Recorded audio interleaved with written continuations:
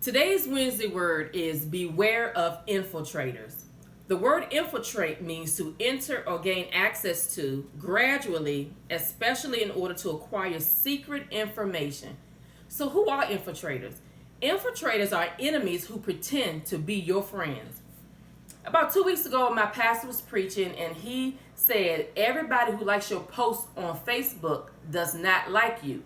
This is such a true statement. But I want to take this statement just a step further and says, everybody who sends you a friend request on Facebook does not want to be your friend.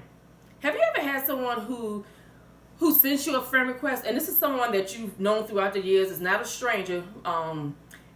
They send you a friend request, but then when they see you out in public, they do everything in their power to avoid you, to not speak to you, and they're just praying that you don't see them first. I used to question the motive behind people like that. But most people just want to keep tabs on you and what you're doing. They secretly hope you fail and don't get what God has for you. They look at what you post, hoping it's something they can use against you.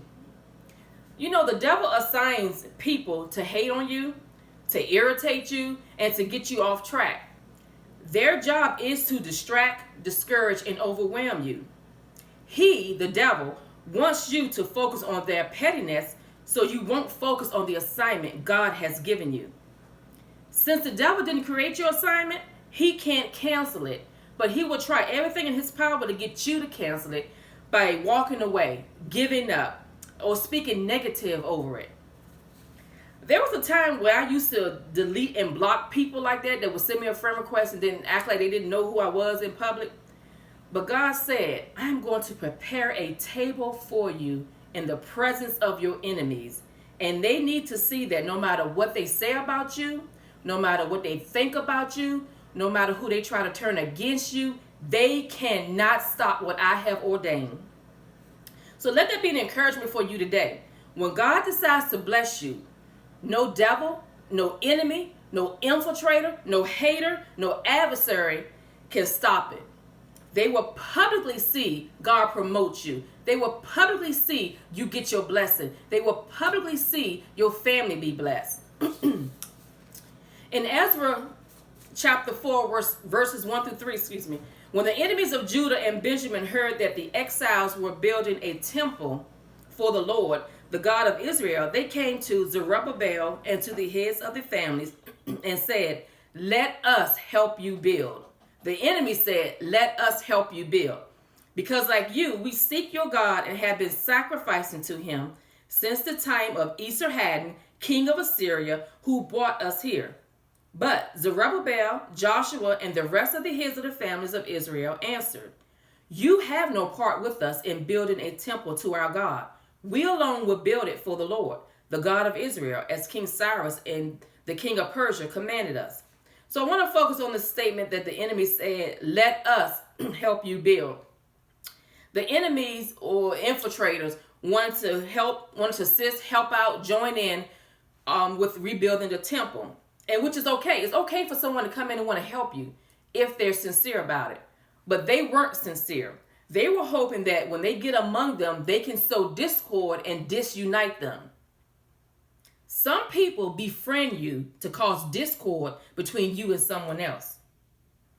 Whether it's in your relationship, on your job, and yes, even at church. There are people who don't like you and will try to turn others against you. These people are sowers of discord.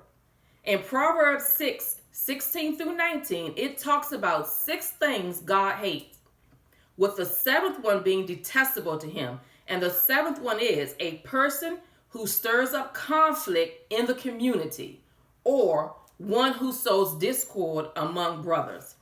These people stir up dissension for their own selfish gain. They sow seeds of bitterness, anger, distrust, hatred into the ground of other people's hearts. Instead of putting God's people together, they divide them. They get pleasure out of sowing discord. They get pleasure out of seeing other people hurt. They get pleasure out of seeing confusion. They just love to see confusion, dissension. They just love it. So we should be very careful with whom we are associated with and who we lean on. In fact, in 1 Corinthians 15:33, it says, do not be misled. Bad company corrupts good character.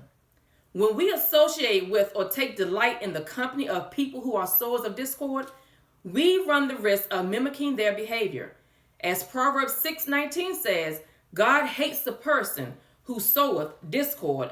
And trust me, you don't want to be in a position where God hates you. So today I challenge you to look at who is in your company. Who are you listening to? Who is trying to befriend you?